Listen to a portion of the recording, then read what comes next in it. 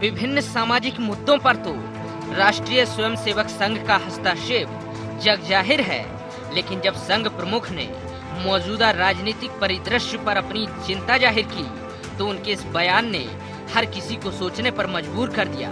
साथ ही लोगों के जहन में ये बात भी अपनी आमद दर्ज कराने लगी कि आखिर भागवत के इस बयान के तथ्य क्या हैं।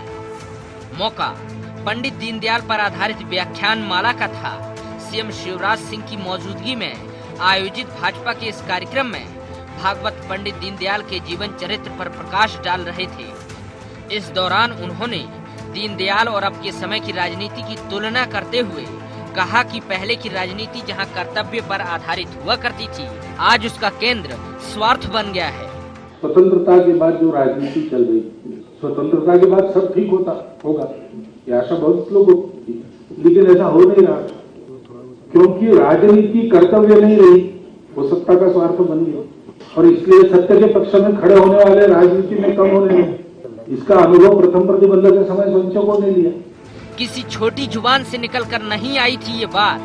संघ के शीर्ष पुरुष मोहन भागवत ने देश की सियासी परिदृश्य को लेकर अपनी बात रखी थी। जाहिर है कि सियासत पर संघ की इस टिप्पणी के सियासी इफेक्ट भी सामने आते, और ऐसा हुआ भी। उन्होंने एक बात कही कि हम प्रयास ये करें अपने अंदर, हम टोटल व्यक्तित्व का अगर 100% है तो मैं 1% दीनदयाल जी हूँ, या मैं 5% दीनदयाल जी हूँ, या मैं 8% दीनदयाल जी हूँ। मैं अपने अंदर दीनदयाल जी के विचार, व्यक्तित्व और कृतित्व को अपने अंदर किसी और की तरफ देखने के बजाय अपने स्वयं के व्यक्तित्व में मैं दीनदयाल जी का प्रतिशत क्षणे क्षणे काम करते करते बढ़ाती चली जाऊँ। सबसे पहले तो मोहन भागवत जी से हमारा अनुरोध है कि जहाँ जहाँ भारतीय जनता पार्टी की सरकार है, और चाहे वो केंद्र में हो चाहे प्रदेश में हो, जिस तरीके का वातावरण बना हुआ है, मध्य प्रदेश का उदाहरण दे रहा हूँ, मध्य प्रदेश में जिस तरीके से आदरणीय मुख्यमंत्री जी तमाम घोटालों में लिप्त पाए गए, मंत्रीगण पाए गए और तमाम प्रदेश की व्यवस्थाएं चरमराई हुई हैं, उनके खिलाफ कार्रवाई करें। अगर कुछ करते हैं तब तो ये बात समझ में आती है कि जो उन्होंने कहा है वो कहीं न कहीं सार्थक है। कहते हैं यदि किसी व्यवस्था में सुधार करना है तो उसकी समीक्षा करते रहना चाहिए, लेकिन मौजूदा वक्त में सियासत को लेकर किसी के जहन में समीक्षा तो दूर, बल्कि इस विषय में चर्चा का ख्याल तक नहीं आता। हालांकि ये देखना होगा कि संघ प्रमुख द्वारा इस मसले को सामने लाने के बाद आने वाले वक्त में ये किस तरह का रंग लेता है। Bureau report, IND 24, Bhopal.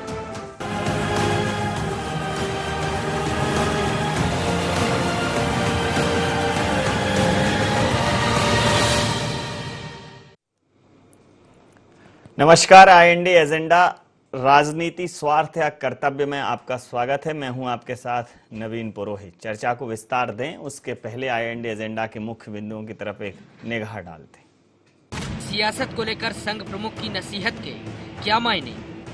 क्या वाकई मौजूदा राजनीतिक परिदृश्य में बड़े स्तर पर सुधार की जरूरत है? राजनीति के ढर्रे की समीक्षा करने से क्यों परहेज करते हैं सियासी दल? क्या मोहन भागवत के बयान ने इस विषय में बहस छेड़ने का काम किया है? बर्ताव राजनीति की मर्यादा के हद से निकल रहे हैं, कहीं ये बदल रहे हैं, कहीं वो बदल रहे हैं। राजनीति में बदलाव हो ये अच्छी बात है, लेकिन बदलाव अगर चरित्र का है, चाल का है, चेहरे का है, कहने का है, सुनने का है, तो निश्चित रूप से चिंतनीय है। पहले राजनीति और खादी को एक अलग दृष्टि से देखा जाता था। ये भी खादी वाले हैं और वो भी खादी वाले थे। तूफानों का रुख मोड़ा था, पहन के कपड़े खादी के, और अब अरबों के घोटाले होते पहन के कपड़े खादी के। तो खादी बर्बादी की समाधि हो रही है, अहिंसा हिंसा में शरीक हो रही है। ज्ञानी और विज्ञानी कर रहे हैं चिंता, यहाँ मेरी राजनीति के सपनों का भारत कहाँ। ऐसी कोई चिंता मोहन भागवत जी ने अपने बयानों में कही, अपने कथन में कही, और ये चिंता का विषय भारतीय जनता पार्टी के लिए भी है, क्योंकि इस परिदृश्य से भारतीय जनता पार्टी भी अछूती नहीं है। और अछूती होती तो उत्तर प्रदेश में आप जिस प्रकार से टिकटों का वितरण हुआ है, जैसे आपराधिक प्रवृत्ति के लोग बाकी पार्टियों में हैं, भारतीय जनता पार्टी में, तो ना चाल बदली है ना चेहरा बदला है। तो बदला क्या है, इस पर करेंगे चर्चा। चर्चा में हमारे साथ शामिल हैं विकास बोंद्रिया जी, युवा नेता हैं भारतीय जनता पार्टी के, संयोग है अब आईटी सेल के संयोजक नहीं है।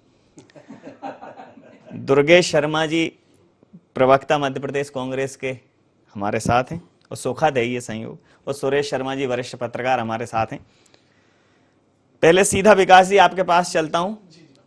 आजकल कथा, रामायण, सुंदरकांड, कीर्तन सब भारतीय जनता पार्टी में हो रहे हैं और अब तो भागवत भी हो रही है। मोहन जी कर रहे हैं भागवत, दीनदयाल जी की कथा हुई। एक तरीके से संघ जो है चरित्र निर्माण के लिए जुट गया है, या संघ के जो लोग हैं या भारतीय जनता पार्टी की विचारधारा के जो लोग हैं उनको स्थापित करने का एक दौर चल रहा है। हालांकि उस चिंतन में उन्होंने एक समसामयिक बात की, समग्र रूप से बात की, और उन्होंने कहा कि कहीं ना कहीं राजनीति की बलिवेदी पर जो है कर्तव्य स्वार्थ की भेंट चढ़ रहे हैं। आप उनके इस वक्तव्य को और इस संघ की इस उपस्थिति को किस नजरिए से देखेंगे? देखिए नवीन जी, संघ तो जिस काम को कर रहा है उसके लिए सन 1925 से उपस्थित है, नंबर एक बात, और लगातार कर रहा है। भारतीय जनता पार्टी का मातृ संगठन संघ है। हमारे सांस्कृतिक और वैचारिक आधारों का स्तंभ संघ है। इस मामले में सभी को पता है, कोई नई बात नहीं है बताने के लिए। अब जो आपने बात की कि संघ खास ध्यान दे रहा है भारतीय जनता पार्टी की राजनीति पे, ऐसा कुछ भी नहीं है। देखिए, आज पंडित दीनदयाल उपाध्याय जी की पुण्यतिथि थी। समर्पण दिवस के रूप में हम इसे प्रतिवर्ष मनाते हैं। चूंकि ये 100 वर्ष पंडित जी के जन्म को हुए हैं, तो एक प्रकल्प चालू किया गया कि इस ढंग का चिंतन साल भर चलता रहे, अलग अलग संभागों में चलता रहे। आज उसका प्रथम अध्याय था, जिसमें सभी राजनीतिक कार्यकर्ता, प्रदेश स्तरीय राजनीतिक कार्यकर्ता निमंत्रित थे। देखिए, अब आप भारतीय जनता पार्टी में यही होता है, यह होता है कि राजनीतिक कार्यकर्ता इस बात पे चिंतन कर रहे हैं जिस पे आप भी गौर कर रहे हैं। आप कह रहे हैं पहली बार हो रहा है, ऐसा नहीं है, सदा होता रहता है और होता रहेगा। कथाएं जो है, कथा अथ श्री दीनदयाल कथा, नहीं, मैं बात यही मतलब तो बोलता हूँ थोड़ा अब उसको थोड़ा दीनदयाल जी व्यवस्थित तरीके से, दीनदयाल जी जिस चीज के लिए आधार स्तंभ माने जाते हैं, जिस विचार के लिए, जिस चरित्र के लिए, जिस प्रामाणिकता के लिए, उसका कथन बार बार हो। राजनीति में जो लोग आते हैं, आज सरसंचालक जी ने बहुत अच्छी एक बात कही जो मेरे एकदम दिमाग में बैठ गई है। नंबर एक बात, राजनीति में लोग किस लिए आते हैं कि नीति निर्माण में वो भी सहायक बन सके। और राजनीति में व्यक्ति नीति निर्माण करते करते दाएं बाएं भी हो जाता है। उसके लिए जरूरी है कि वो ऐसी प्रामाणिकता जीवन जिए, अपने जो भी विचार हैं, सिद्धांत हैं, उसके ऊपर खड़ा रहे और बार बार चिंतन करता रहे, ताकि उनके करीब ही रहे। तो इसलिए ये भी आज एक उसका अनुसरण था। सभी राजनीतिक कार्यकर्ताओं को वापस वो समझ, वो चिंतन का मौका मिला। हम धन्यवाद देते हैं सरसंचालक जी के प्रति। जी दुर्गेश जी, वैसे तो निश्चित रूप से ये विषय जो है भारतीय जनता पार्टी से सीधा जुड़ा है और उनका निजी विषय है, लेकिन चूंकि विषय ये है कि आपको इस प्रकार के कार्यक्रमों की कहीं जरूरत नहीं पड़ रही, या आप बिल्कुल पहले से ही सीखे पढ़े हुए लोग हैं। महात्मा गांधी, नेहरू जी, एक आपका भी एक बड़ा लंबा इतिहास है, उस स्वर्णिम इतिहास से आप लोगों ने इतना सीख लिया है कि ऑलरेडी सब सीखे सिखाए हैं। कुछ नई चीज़ें, नए आचरण, नए नवाचार करने की आपको ज़रूरत नहीं है। और भारतीय जनता पार्टी जो कर रही है प्रकल्प, उस प्रकार के विकल्पों को खोजने की ज़रूरत नहीं है। आपकी प्रतिक्रिया? नवीन जी, महात्मा गांधी जी, पंडित जवाहरलाल नेहरू जी, इंदिरा जी, राजीव जी, जितने भी लाल बहादुर शास्त्री जी, उसके बाद और के जी, सभी जी, हाँ, उसके बाद के जी पे थोड़ा प्रश्न चिन्ह लग गया। उसके बाद क्या 3G 4G थोड़ा ये हो गया। मतलब ये क्या है, ये निरंतर चलनी चाहिए थी। मुझे गलत तरीके से मैं बात पे आ गया, मैं अब सही उस पे ट्रैक पे आता हूँ। मोहन भागवत जी ने आज बोला कि राजनीति स्वार्थ बन गई है, बिल्कुल सही बोला। आज उनके द्वारा पोषित, उनके द्वारा संचालित उनके संगठन, चाहे वो भारतीय जनता पार्टी हो विश्व हिंदू परिषद हो, बजरंग दल हो या अखिल भारतीय विद्यार्थी परिषद हो, मुझे इस बात पे उनके वे आज व्यथित हैं, आज वे दुखी हैं कि आज उनकी ये संस्थाएं जो हैं स्वार्थ की राजनीति कर रही हैं और देश के साथ में गद्दारी की राजनीति कर रही हैं। ये आज देश के खिलाफ जासूसी जैसे अब प्रकरणों में इनके लोग पकड़े जा रहे हैं। वो इस बात पे व्यथित है। मैं उनके जो जिस बात पे वो व्यथित है, मैं आपकी उनके सहानुभूति है, उनके प्रति एक संवेदना है कि निश्चित ही जो आज के परिवेश पे उन्होंने ये बात बोली वो वाकई में बिल्कुल सही बात बोली कि हाँ, स्वार्थ बना दिया है केवल राजनीति को पिछले कुछ वर्षों के अंदर देश में जो चल रहा है। और जो आपने बोला था महात्मा गांधी जी से लेके आज तक जो भी स्वतंत्रता संग्राम सेनानी रहे हैं जिन्होंने खादी पहनकर तूफानों को बिल्कुल मोड़ दिया और देश को आजाद करा दिया, और हम आज आजाद होकर बैठ के इस देश में स्वतंत्र रूप से बात कर रहे हैं। नहीं, जब तक खादी थी तब तक ठीक है। अब क्या है, खादी के साथ ये जो जीन्स का कल्चर चला है ना, और उसमें भी वहीं आ रहा हूँ जी, बिल्कुल मैं वहीं आ रहा हूँ। मतलब वो क्या है, ये कॉम्बिनेशन नहीं चल रहा है। जिस समय देश में खादी पहनकर और उन लोगों से जिनने देश पर अपना कब्जा जमा रखा था, उससे जो हमारा देश के जनमानस लड़ रहा था, उसका नेतृत्व एक कोई व्यक्ति नहीं कर रहा था, एक पूरा का पूरा संगठन, पूरा एक समाज, पूरा राष्ट्र कर रहा था। उस समय भी यही संगठन वो संगठन है जो खादी पहन के उनके खिलाफ लड़ने वालों के साथ खड़ा था।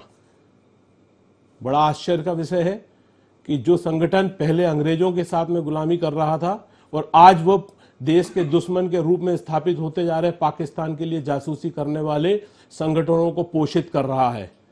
वाकई में देश के लिए एक दुखद घटना है, और उसका आज जिस तरीके से मोहन भागवत जी ने विश्लेषण किया, मैं उनके इस व्यथा से, उनके इस दुख में मैं उनके साथ हूं, और मैं चाहूंगा कि जो उनके निचले स्तर पे जो लोग काम कर रहे हैं, जो उनकी महारत है, वो उन्हें सख्ती से सुधारें, और सुधारने के साथ यदि नहीं है तो वे निश्चित ही उनके ऊपर से अपना वर्दस्त हटाएं और उनको कहें कि अब तुम में दम है तो आप अकेले अपने संघर्ष पे जीवन जिए।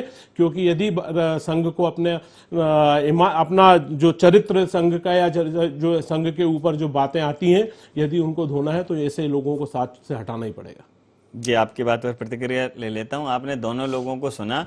आज संघ के संग खड़े दिखाई दे रहे हैं दुर्गेश जी। कांग्रेस और संघ को उन्होंने के साथ नहीं खड़ा हूं, मतलब वर्तमान व्यवस्था, माननीय मोहन भागवत जी की उस व्यथा के साथ खड़ा हूं, आप व्यथा के साथ खड़े हैं, उनके द्वारा उनके संचालन में चल रही संस्थाओं के द्वारा व्यथा के साथ खड़े हैं, आप उनकी कथा के साथ खड़े हैं, लेकिन के साथ नहीं, व्यथा के साथ हूं। चलिए, व्यथा के साथ सम्मान में खड़ा हुआ, व्यथा के साथ खड़े हैं। लेकिन आपने कहीं ना कहीं ये भी स्वीकार किया कि संघ की सोच है, उस सोच से हटकर ये निकल गए हैं कुछ इक्के दुक्के लोग। तो मतलब संघ की सोच राष्ट्रवादी है, ये भी आपने स्वीकार किया। नहीं, कतई मैंने राष्ट्रवादी नहीं, तो मैंने फिर क्या बताया, है? तो फिर मैंने बताया कि गांधी खादी के संग में पहन के जो उस समय तूफानों से, अरे आपने ये बोला कि मोहन भागवत जी के खिलाफ, या कि मोहन भागवत जी गलत हैं या फिर वो एक जो सो कॉल्ड सक्सेना है वो गलत है। अगर मोहन भागवत जी ठीक है तो उनकी पीड़ा है, अदरवाइज तो पीड़ा नहीं होनी चाहिए। नवीन जी, सो कॉल्ड सक्सेना ही गांधी जी हमारे हैं, महात्मा गांधी हमारे हैं, राष्ट्रपिता है।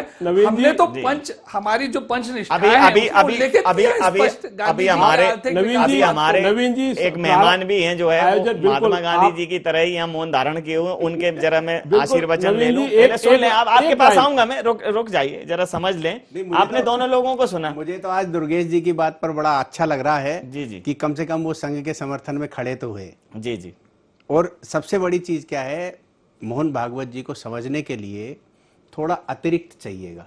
जितना यूज किया जा रहा है मेरे ख्याल से उससे कुछ ज्यादा चाहिएगा। जी जी। क्योंकि उन्होंने जो बोला है वो बहुत ही 2-3 बातें बड़ी अलग बोली है। जी जी। उन्होंने कहा कि इस देश में जो है जब आजादी आई थी तब ये विश्वास था कि बहुत अच्छा होगा, लेकिन इस देश की भावनाओं के अनुरूप नहीं हुआ।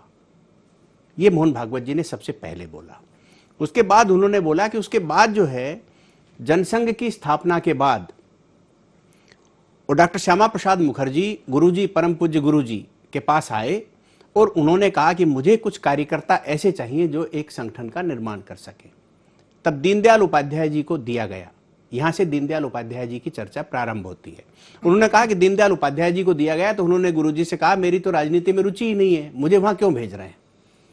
तो गुरुजी ने कहा कि तुम्हारी रुचि नहीं है इसीलिए तुम्हें भेज रहे हैं, जिस दिन रुचि जागृत हो जाएगी उस दिन वापस बुला लेंगे।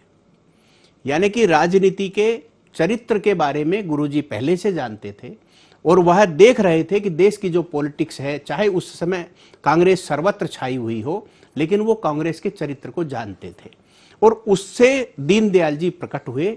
दीनदयाल जी ने एक नई राजनीतिक दिशा धारा और देने का प्रयास किया। उस समय जो था सबसे बड़ा तत्व था जिसका मैं उल्लेख करना चाहता हूं, वो था साम्यवाद और पूंजीवाद।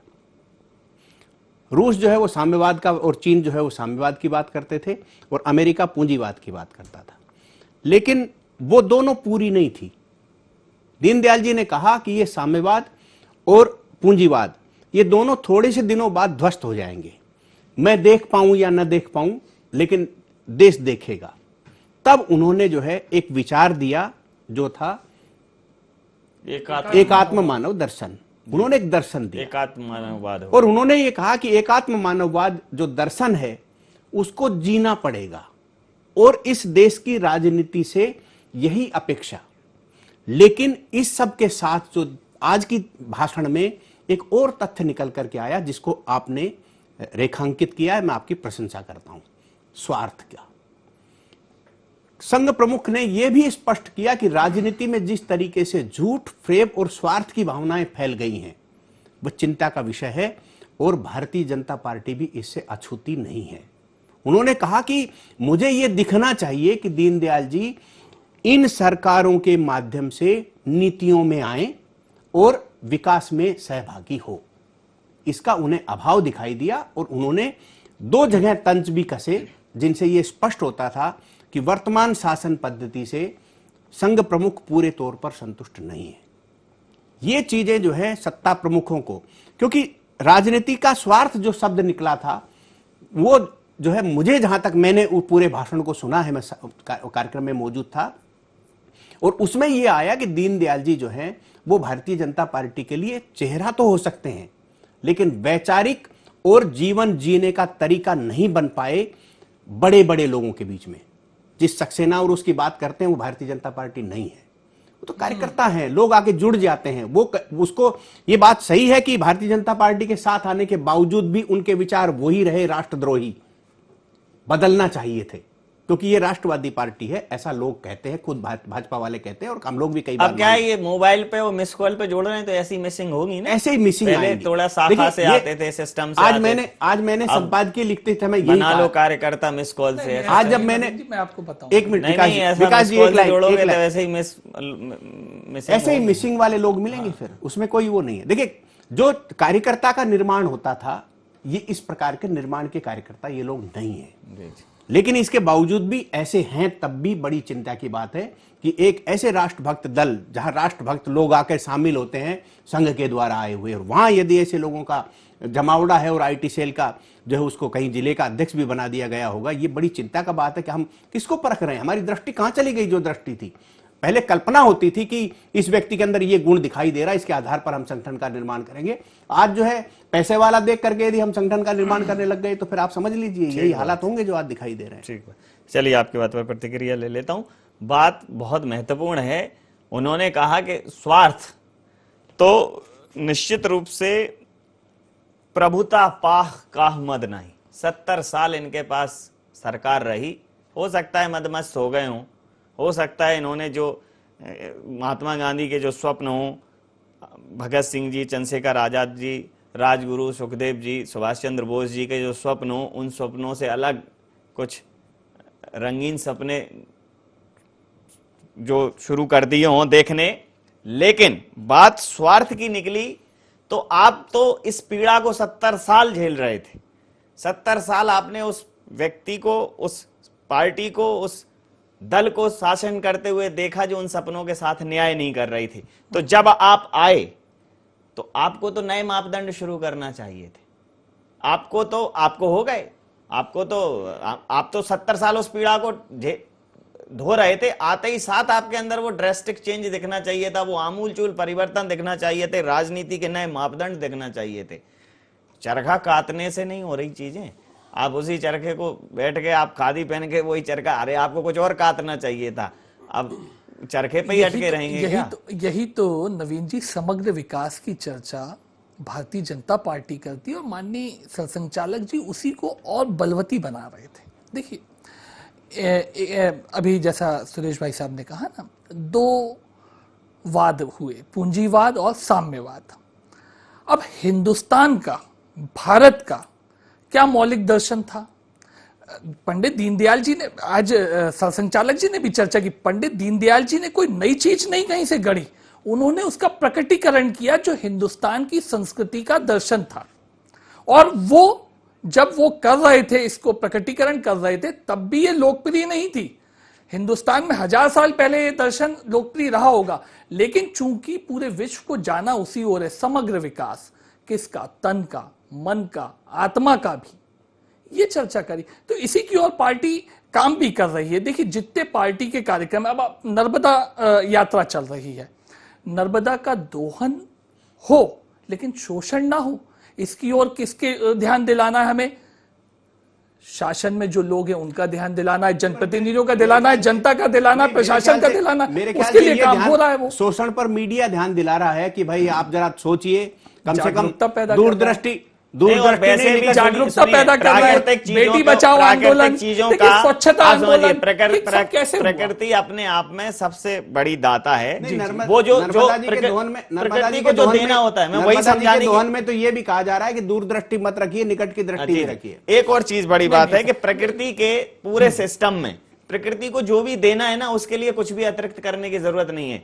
नदियां भी अपनी रेत जहां छोड़ती हैं वो फ्लो से प्रॉपर छोड़ देती हैं। जब वो आती हैं, उन्हें कहां से रेत उठानी है आपको क्लियर है, उसके लिए आपको बिल्कुल सही बात कर रहे हैं आप। पेड़ अपना फल अपने आप छोड़ देते हैं, कच्चे, लेकिन होता क्या है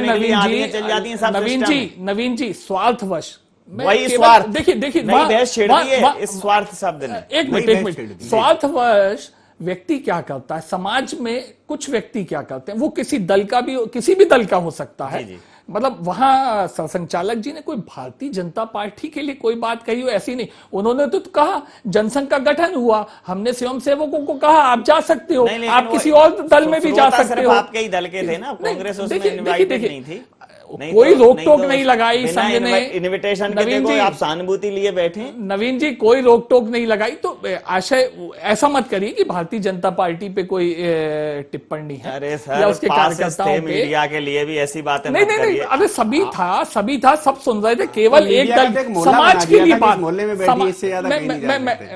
नवीन जी समाज की बात करी। अच्छा देखिए पंडित जी, एक पंडित जी का उदाहरण दिखाया, मैं सामयिक के बड़ा दे देता हूं आपको। उन्होंने बताया कि पंडित जी जब चुनाव लड़ रहे थे कॉन्स्टिट्यूएंसी से, ब्राह्मण बहुल कॉन्स्टिट्यूएंसी थी, तब भी जनसंघ के कार्यकर्ताओं ने कहा पंडित जी अपन ब्राह्मण हैं, आप तो जीत ही जाएंगे क्योंकि यहाँ पे ब्राह्मण बहुल व्यक्ति जीतता है।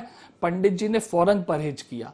पंडित जी ने कहा नहीं, अगर मुझे ब्राह्मण बना के आप लोग जनता के बीच ले जाओगे, पर्चा वापस लेने का समय निकल चुका था। उन्होंने कहा मैं चुनाव से अपने आप को अलग कर लूंगा। तो ये आदर्श हमें हमेशा चाहिए, हर दल में चाहिए। ये चर्चा वहां पे हो रही है। चलिए दुर्गेश जी, सुर नर मुन सबकी ये रीति, स्वार्थ लाख करें सब प्रीति। स्वार्थ हो लेकिन वो सकाम हो, एक प्रॉपर हो, जनता के लिए हो, विकास के लिए हो, स्वप्नों का हो। स्वार्थ ये भी है कि इस देश को जो है प्रथम बनाना है, विश्व गुरु बनाना है, ये भी स्वार्थ हो सकता है, लेकिन स्वार्थ ठीक हो।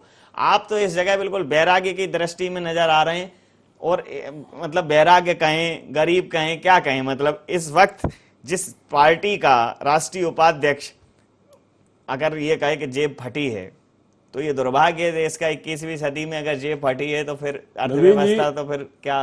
नवीन जी, मेरी पार्टी के राष्ट्रीय उपाध्यक्ष महोदय ने यदि कोई उदाहरण दिया, नहीं वो उदाहरण तो ठीक नहीं, वह उदाहरण क्यों दिया उसका कारण था जी कि हमको बनावट नहीं आती है, कि हम हर क्षण नए सूट में आए कि 10 लाख का सूट होना चाहिए, या हर क्षण जो है क्रीज नहीं खराब होना चाहिए। वो ये बता रहे थे कि मैं हर परिस्थिति में आपके बीच में रहने को तैयार हूँ, रहता हूँ। ये उन्होंने बताया। और जो हमेशा से देश की आज़ादी से लेके देश के लिए संघर्ष करने से लेके आज तक कांग्रेसी जनता के बीच में रहा है और जनता के साथ में संघर्ष किया है, काम किया है। चुनावी रिजल्टों को जीवन में ही पूरी तरह से ये नहीं मान लिया जाना चाहिए कि कोई व्यक्ति खत्म हो गया या बन गया। आज जो व्यक्ति आज जो संगठन बैठा है, आज जो संगठन बैठा है वो कभी बिल्कुल सिफर पे था, आज कहीं ऊपर भी आया है। तो केवल ठीक है, कई हमारी गलती भी हो सकती है जिनके कारण आज वो जनता सुन ले भैया, चुनावी परिणाम हमको उसमें हमको उस बात से कोई बात नहीं है। पर आज यदि उस संगठन को चलाने वाला, उस संगठन को पोषित करने वाला, उस संगठन को मार्गदर्शन देने वाला व्यक्ति कहता है कि आज पूरे देश में स्वार्थ की राजनीति हो रही है, तो ये दुखद प्रश्न है। यदि वो सवाल बड़ा है, लेकिन आप समय कम है, बिल्कुल सही कहा आपने। बिल्कुल नवीन जी उन्होंने बिल्कुल, मैं आपकी बात को से सहमत हूँ। जी ने कहीं भी ऐसा नहीं कहा। दुर्गेश जी, आदरणीय मोहन भागवत, समग्र विकास के आप भी कई प्रदेशों में काम कर रहे होंगे, ऐसा नहीं हम नहीं कह रहे। दिख रहा है पूरे प्रदेश। जी, आपकी बात पर प्रतिक्रिया के साथ मैं ये चर्चा समाप्त करूंगा। अंतिम प्रतिक्रिया। एक बड़ी अच्छी बात मेरे को लगी जी कि स्वार्थ की राजनीति केवल भाजपा में देखी जाए और कांग्रेस में नहीं देखी जाए, ये ठीक नहीं है। स्वार्थ की राजनीति सब जगह हो रही है। मैं एक बड़ी चिंता प्रकट करना चाहता हूं इन सब स्वार्थ के पक्ष और इनके बीच के अंदर। राष्ट्रीय राजनीतिक पार्टियां जितनी भी थी मोटे तौर पर दो हैं। उनके नेतृत्व में आज तक हमने गठबंधन होते हुए देखे। यदि यूपीए का गठबंधन बना तो कांग्रेस के नेतृत्व में बना, और राजग का गठबंधन बना तो जो है भारतीय जनता पार्टी के नेतृत्व में। ये राजनीति की इतनी बड़ी गिरावट पर हम वाहवाही लूट रहे हैं कि एक राष्ट्रीय दल ने किसी राज्य के क्षेत्रीय दल के साथ जाकर के गठबंधन किया उसके नेतृत्व में, और इसे हम उपलब्धि के रूप में प्रस्तुत कर रहे हैं। ये राजनीति की गिरावट का सबसे बड़ा स्रोत है। पंजाब में अकाली दल के संग भारतीय जनता पार्टी है, जम्मू कश्मीर के अंदर भारतीय जनता पार्टी गठबंधन करके बैठी है। ये शब्द आप जो उपयोग कर रहे हैं आदरणीय, बिल्कुल गलत कर रहे हैं। ये राजनीतिक प्रतिक्रिया ले लें। ये कोई लॉजिक नहीं है, ये लॉजिक नहीं है, ये चलिए ये लॉजिक नहीं। आप भारतीय जनता पार्टी कितनी जगह उन्होंने एक पंचलाइन भी लिख दी सर, उसको छोड़ दें। यूपी को साथ पसंद है ऐसा उनने मान लिया। यूपी को किस तरह का साथ, मतलब कैरियर पे बैठने वाला साथ पसंद है या सीट पर बैठने वाला? वो तो अभी समय पे आएगा, अभी छोड़ दे, जनता भी छोड़ दे। ये अभी भागवत जी की बात पसंद है। अरे अभी भागवत जी की बात पर उनके अधीन काम करने वाली संस्थाएं स्वार्थी हो गई हैं, उस स्वार्थ के खिलाफ स्वार्थ। चलिए, मैं अब समय सीमा के चलते ये चर्चा यहाँ अनुत्तरित छोड़ देता हूं। आप समस्त महानुभावों का बहुत बहुत धन्यवाद, बहुत बहुत आभार हमारे साथ चर्चा में शामिल होने के लिए। तो निश्चित रूप से स्वार्थ कहीं ना कहीं हावी है राजनीति पर, इससे इनकार नहीं किया जा सकता। पूंजीवाद, साम्यवाद, समाजवाद, लेकिन जितने भी बात थे उनसे राजनीति तो बर्बाद हुई है। अब जरूरत है आबाद की, तो आबाद कौन करेगा, ये आगाज कौन करेगा और अंजाम तक कौन पहुंचाएगा, ये देखना दिलचस्प रहेगा। IND एजेंडा में इतना ही। आप बने रहिए IND 24 के साथ और देखते रहिए IND 24। नमस्कार।